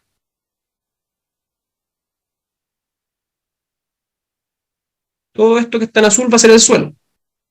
Entonces, en la medida que el diámetro sea más grande,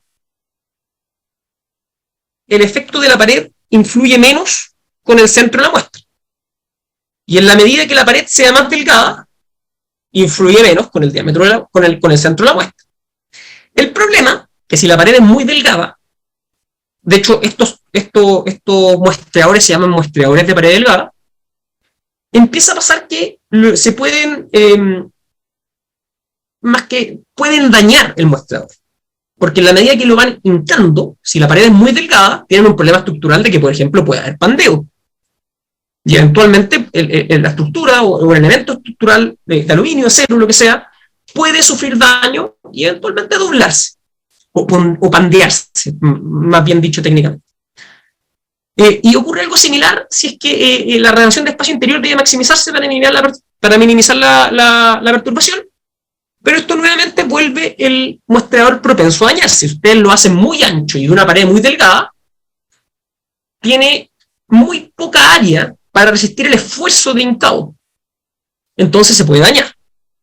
¿Ya? Y el AR es de Area Ratio, creo que era, y el IC es de Clearance Ratio. Entonces, los parámetros que minimizan el daño a la muestra son el tema de la pared delgada, el tema del diámetro, y hay otros también, que es, por ejemplo, qué tan agresiva es esta punta. Mientras más afilada y agresiva sea, se reduce más el daño a la muestra y reduce más la alteración. Si ustedes aceitan las paredes, hay menor fricción y esto baja, entre comillas, más parejo. Si ustedes agarran un plano, los dos van a bajar parejo. En cambio, si tiene mucho roce, puede pasar esto en el suelo. Esto se queda pegado a la pared y esto avanza. ¿Ya? Entonces empieza a perturbarse más la muestra. Hay que tener demasiado cuidado con extraer la muestra, con extraer el tubo del suelo primero, y después es con extraer la muestra del suelo del tubo. Eso en el laboratorio. Y en general lo recomendado es que una vez extraigan el tubo desde el suelo, lo tapen inmediatamente con cera en los extremos, con parafina algunos lo hacen, y ponerle también un plástico que evite la pérdida de humedad. Por los costados no va a perder humedad porque tiene las paredes de acero y está completa y herméticamente cerrado, pero por los extremos sí podría eventualmente perder. Por otro lado, tienen que tener mucho cuidado con la extracción de la muestra. Aquí voy a mostrar un tubo Shelby, que también se llama tubo de pared delgada, o por ejemplo en Inglaterra lo llaman el Sample U100, 63 o 50, dependiendo del diámetro. Y el gran problema es que para sacar la muestra, hay gente a veces que rompe por acá, hay que tener cuidado, pueden dañar la muestra. A veces también se empuja, pero si se empuja el suelo que está aquí adentro para que salga por acá, va a ocurrir esto, o podría ocurrir esto. Entonces empieza a haber un gran problema de qué hacemos para no dañarla.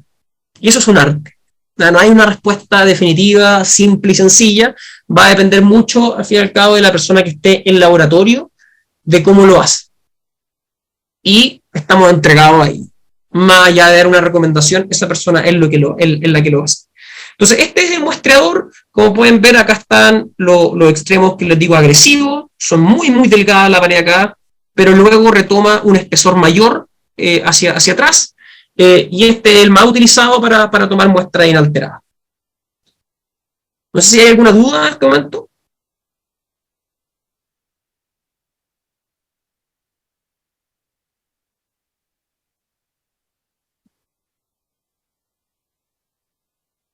Perfecto, entonces voy a continuar. Se me está acabando un poco la batería de los audífonos, entonces si en algún momento me dejan de escuchar, le agradecería que lo indiquen por el chat o hablen. Entiendo que si eso llega a pasar, igual se va a conectar el computador el audio.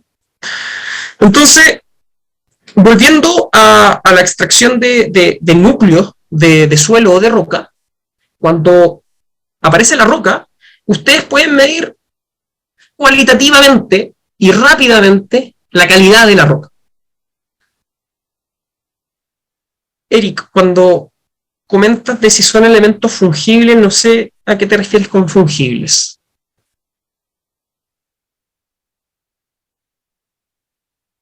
Creo que sería mejor que lo explicaras verbalmente.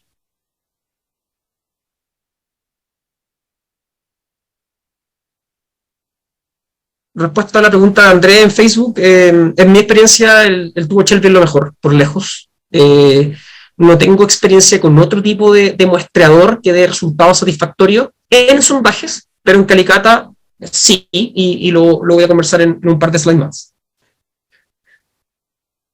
Bueno, volviendo a donde estaba, bueno, tenemos este tipo de núcleos, ¿sí? Profesor, yo creo que él se refiere a Andrés. Yo creo que se refiere fungible con el hecho de que se desecha después el tubo. ¿A eso se refiere? Sí, el tubo se pierde. El tubo es desechable.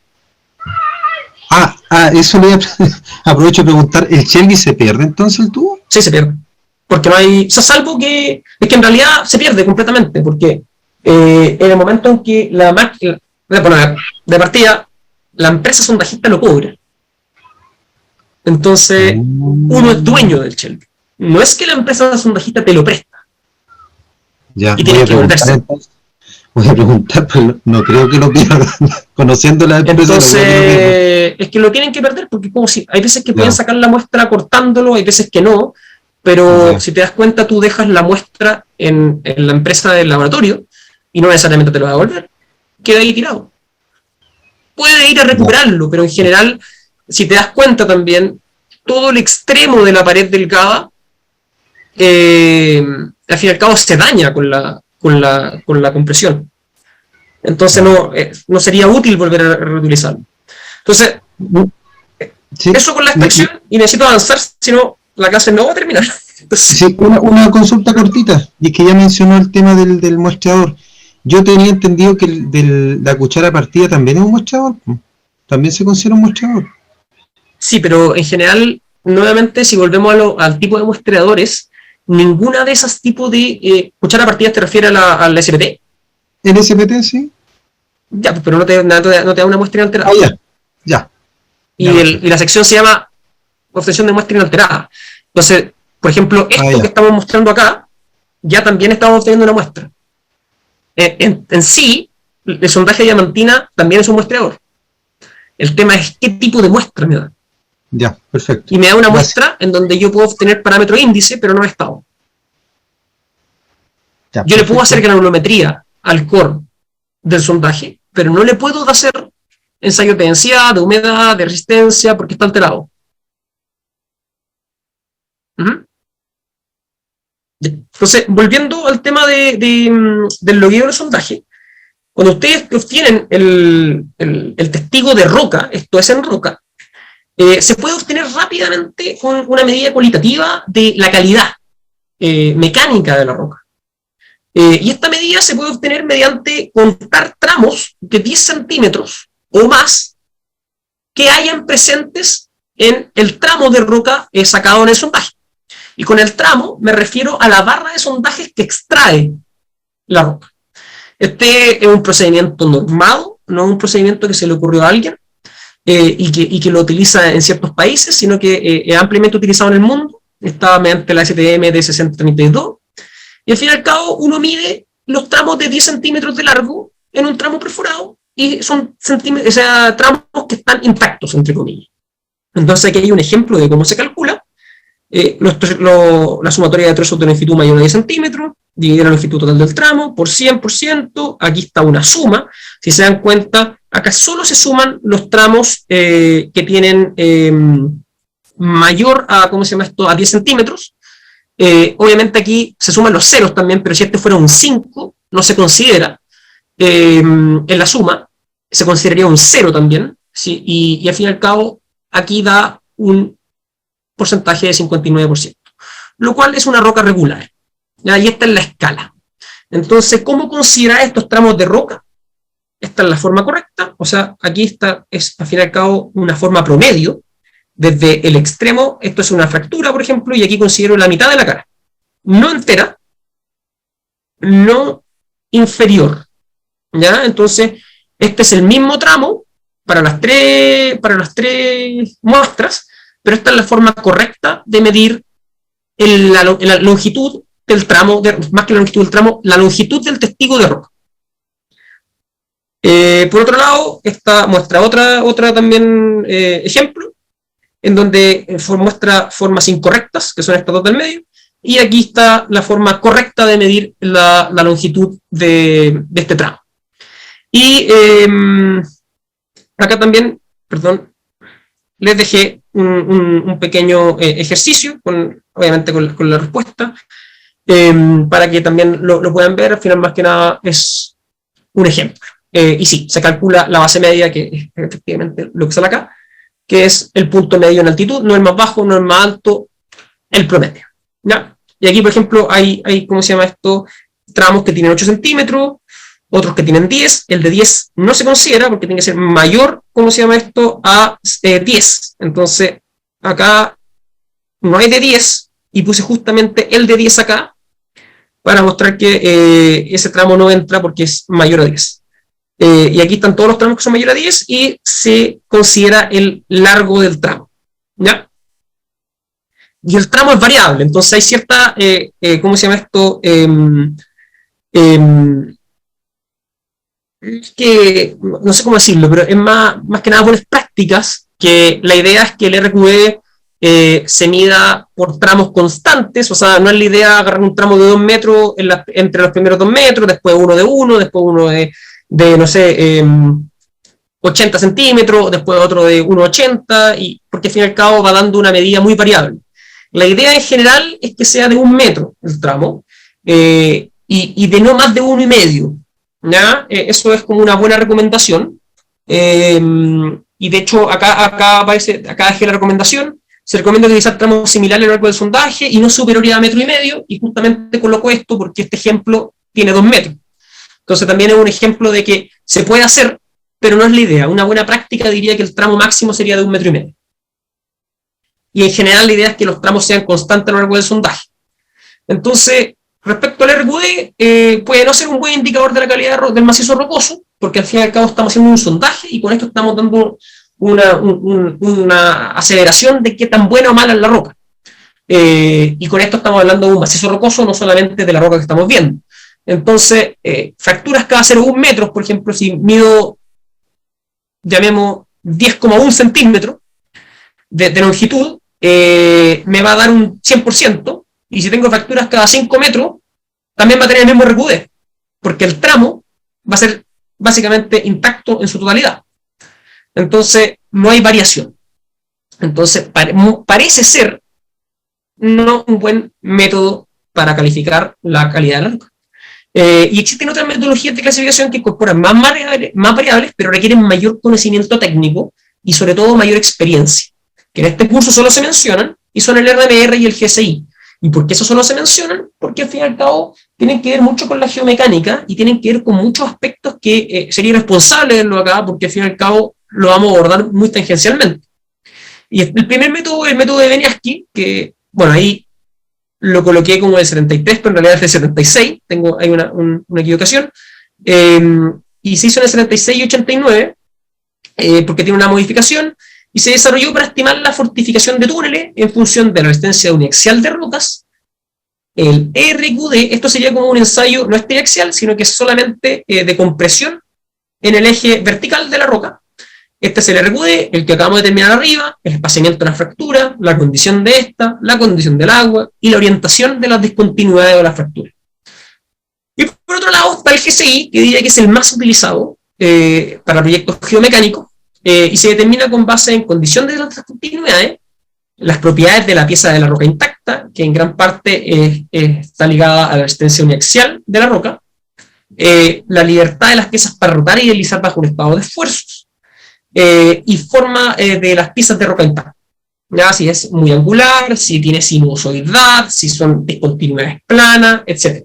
Y con eso también se habla de la condición de las discontinuidades y la estructura del macizo rocoso.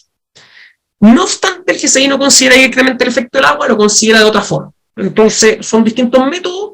Diría que el más utilizado, el más confiable, termina siendo el GSI, y el RQD es un input para otros parámetros, para estos métodos, pero no el principal. Y ya, para finalizar, vamos a abordar el tema de calicatas, y que al fin y al cabo, ¿qué son las calicatas? En exploraciones de poca profundidad. ¿Y qué son exploraciones de poca profundidad? ¿O por qué necesitaría una de estas? Por ejemplo, para casas, para estructuras que van a someter a poco esfuerzo el suelo. Finalmente se requiere, en general, el ancho de la estructura, uno trata de prospectarlo en profundidad. Entonces, si una casa es poco ancha o la estructura es poco ancha, ya no sé, 5 metros, uno va a ir a 5 metros en general a hacer una calicata. Entonces, básicamente lo que uno recurre en la calicata, porque es lo más rápido, es lo menos costoso, se realiza manualmente, a veces se requiere apoyo en maquinaria, a veces solamente con pala o con elementos manuales, y las profundidades alcanzadas son del orden de 5, en algunos proyectos se llega a 10 metros en general de infraestructura, y pueden quedar limitadas por la presencia del nivel freático, porque al fin y al cabo aflora el agua al final de en el fondo de la excavación, o por materiales muy duros como suelo cementado o roca, en donde ya la excavadora o la retroexcavadora o la persona mediante métodos manuales ya no es capaz de perforar.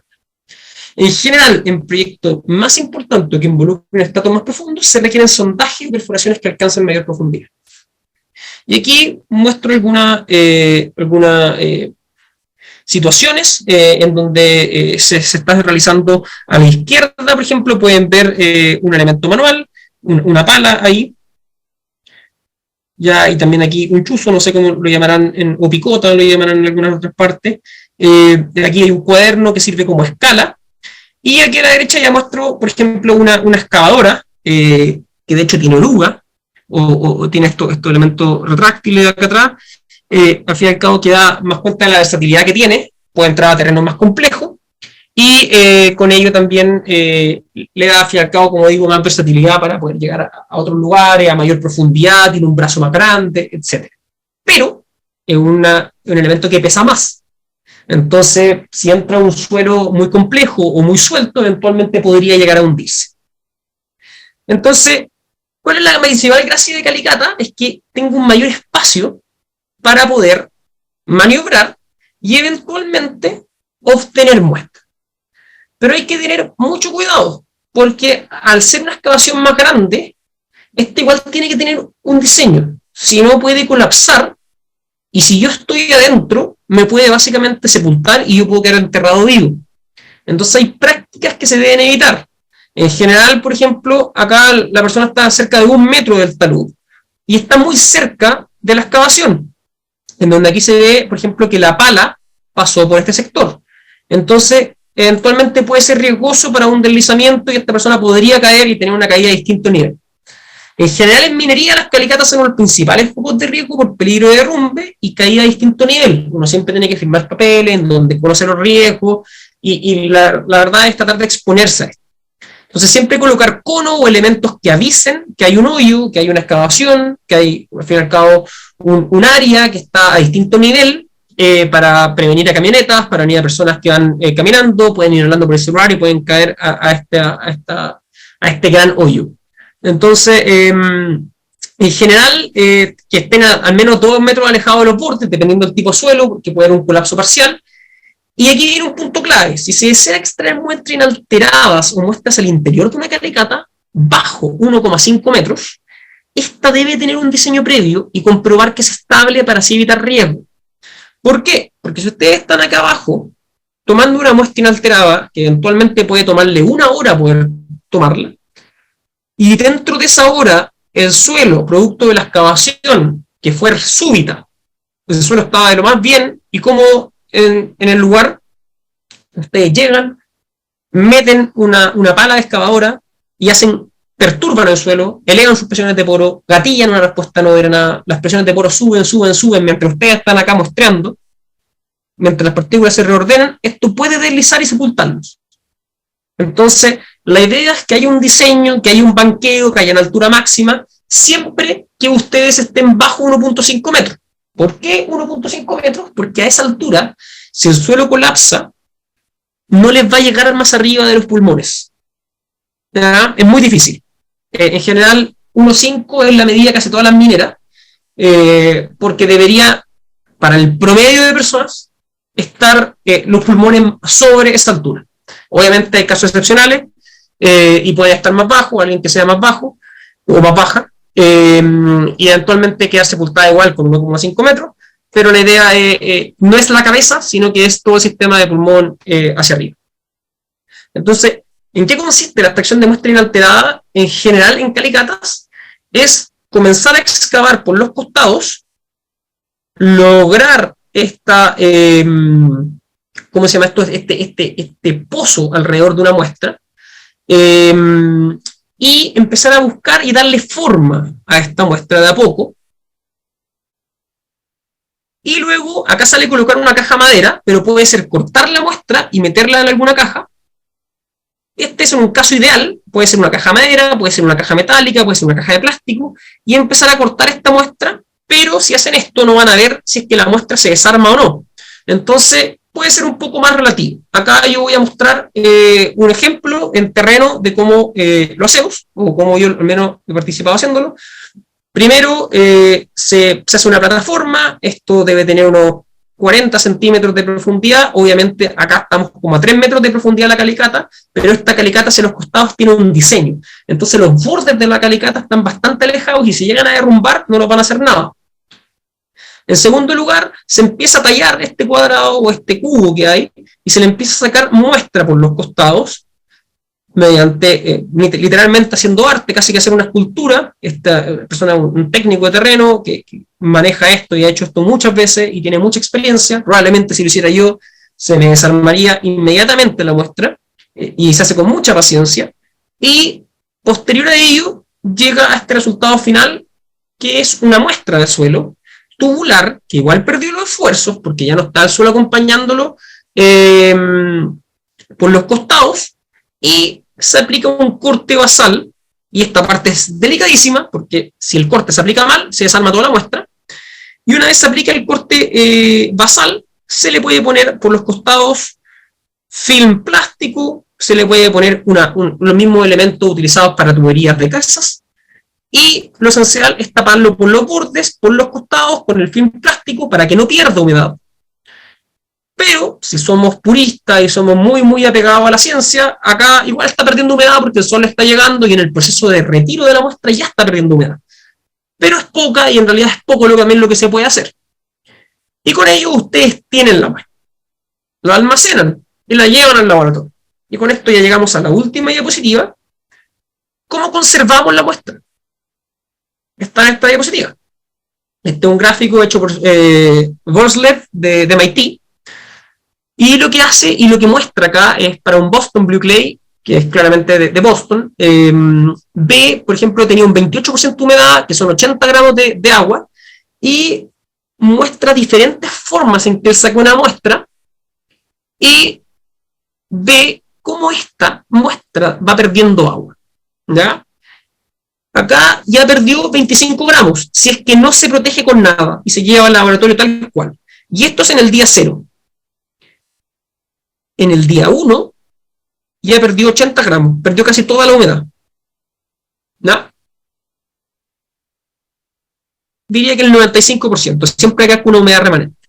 Y es arcilla, ojo que cuesta mucho que pierda la humedad. Después de diferentes formas. La muestra en un tubo con un disco metálico y con un sello de cera. Y si se dan cuenta, han pasado varios días. O sea, de hecho, Uno de los principales o sea, esto serían 10 días. Y no ha perdido nada del día. Perdón, no ha perdido nada del día, no ha perdido nada de humedad. O muy poco. Pero llega un punto, acá, que aquí empieza la pérdida de humedad, si es que uno la guarda bien. Pero ya la pérdida de humedad se vuelve descontrolada si es que uno la deja mucho tiempo almacenada. Entonces, no es solamente la extracción, también es la conservación. Entonces, en estos 10 días, que dije que era 1, pero estos son 10 días, en general, uno va a andar bien. ¿Ya? Si uno la ensaya cercano a cuando la sacó. Pero, eventualmente, si la deja mucho tiempo, la muestra guardada, va a empezar a perder mucha humedad y se va a perder igual la condición de estado mínima que es la humedad. Y con ello se puede ver afectada la densidad. Entonces, con esto al menos finalizamos la clase número 1. Y voy a comentar o voy a solucionar las dudas que hayan estado que tengan ahora.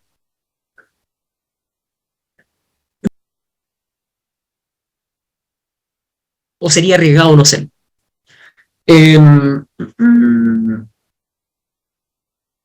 Y en la práctica, si usa film plástico, va a depender del proyecto. O sea, se puede usar film plástico, pero lo que estás buscando ahí es netamente no perder humedad. Y la humedad es uno de los parámetros. Pero si la muestra llega a golpearse o cualquier cosa con film plástico, se te deformó al tiro o inmediatamente, y con ello perdiste todos los esfuerzos y sería muy triste porque estuviste mucho tiempo tratando de sacar la muestra para testearla. Entonces, en general, un mix, y el mismo gráfico, este gráfico que está acá, demuestra que no es solamente colocarle film, sino que también hay que sellarlo por los extremos, pero también idealmente colocarle un tubo, y eso da mejores resultados.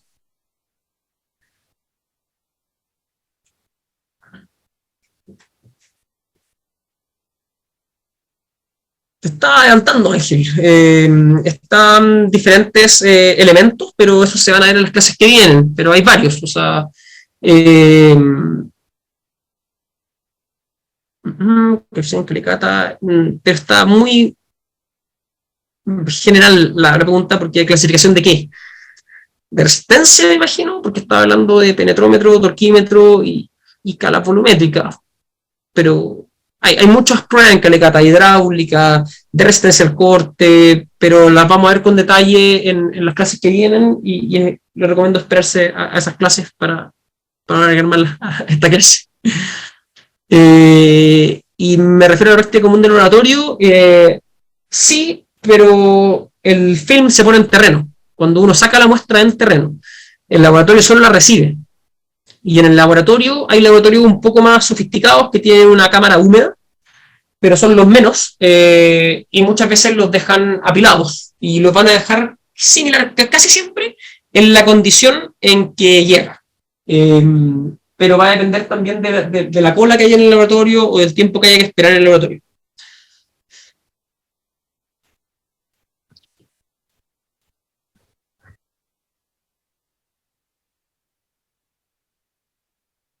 El ensayo de corte directo es una buena idea, de hecho está incluido dentro de cómo se llama esto del perdón, yo me confundí. El ensayo de corte directo es un ensayo de laboratorio.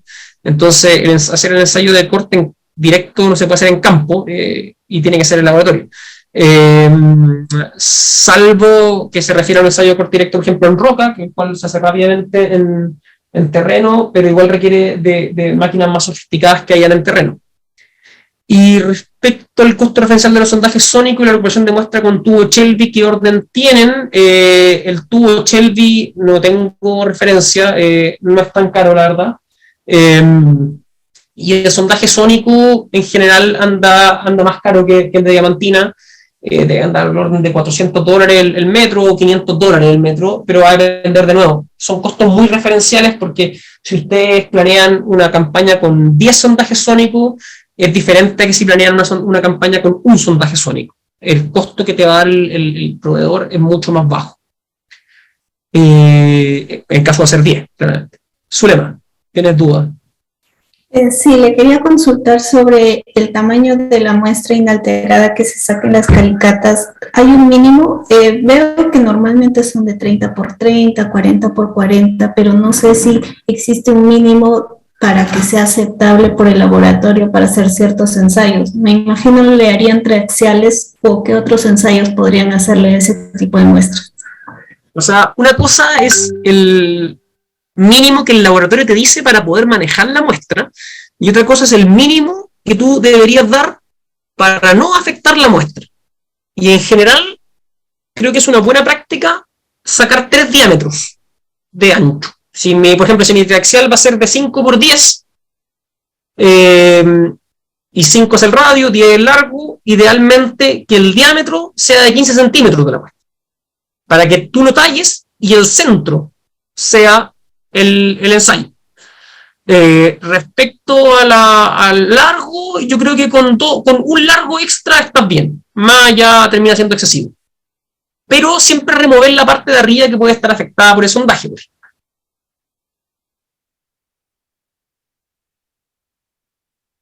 Ok, gracias.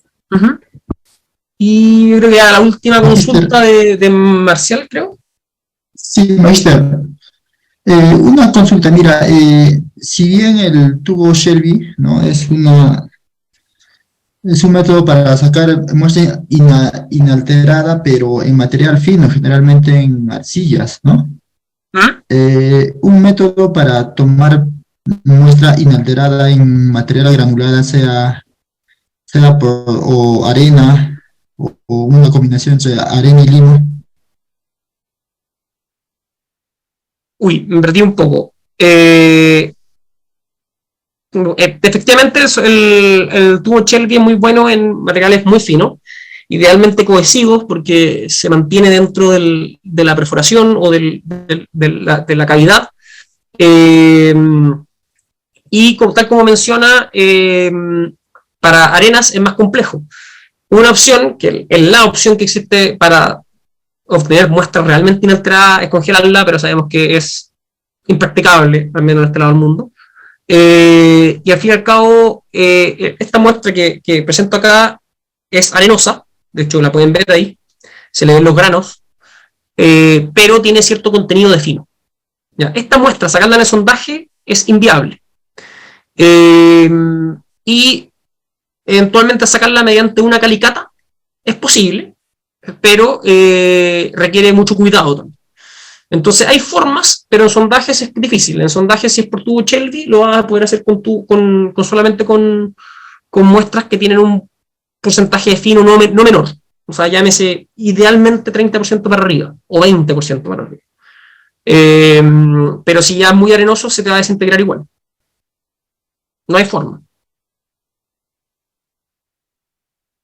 En la práctica profesional. Ahora, si te va a partes investigativas, quizás lo hay.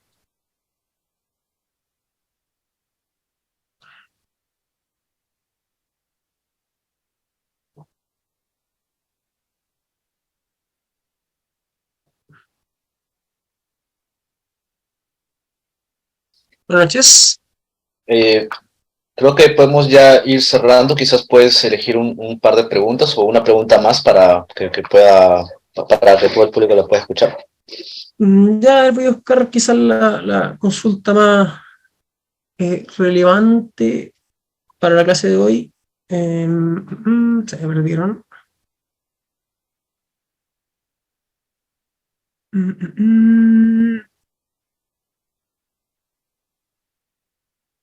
Ya voy a tomar una que atingente que actualmente existe forma de obtener muestra mediante los ensayos de peso cono. Se ha innovado en algún tipo de muestreador para CPT. También lo vamos a ver en la clase de CPT, pero en general no se puede. O sea, el peso cono no muestrea, pero lo que sí se puede hacer es poner un pozo gemelo de un diámetro muy pequeño, generalmente de 3,5 centímetros, y este peso cono lo que hace, o sea, perdón, este pozo gemelo lo que hace es que se hace mediante INCA a veces, y en otros casos también con el sondaje sónico, pero en general es con INCA. Es un sondaje muy, muy pequeño que va hincándolo con el mismo sistema de barras del peso cono, y se llama un muestreador MOSTAP. Y este muestreador MOSTAP lo que hace es obtener esta muestra pequeña, muy pequeña, o sea, te da para ensayos de granulometría, de clasificación, y humedad. Pero más que eso no. De hecho, a veces te quedas corto de muestra, si la muestra es muy arenosa, se te escapa la muestra y no puedes hacer granulometría y, por ejemplo, límites de Atterberg, porque se te escapó tanta muestra que en general es poca. En general uno obtiene 400 gramos, no más que eso de muestra, y uno al fin y al cabo no puede terminar ¿cómo se llama esto? El ensayo.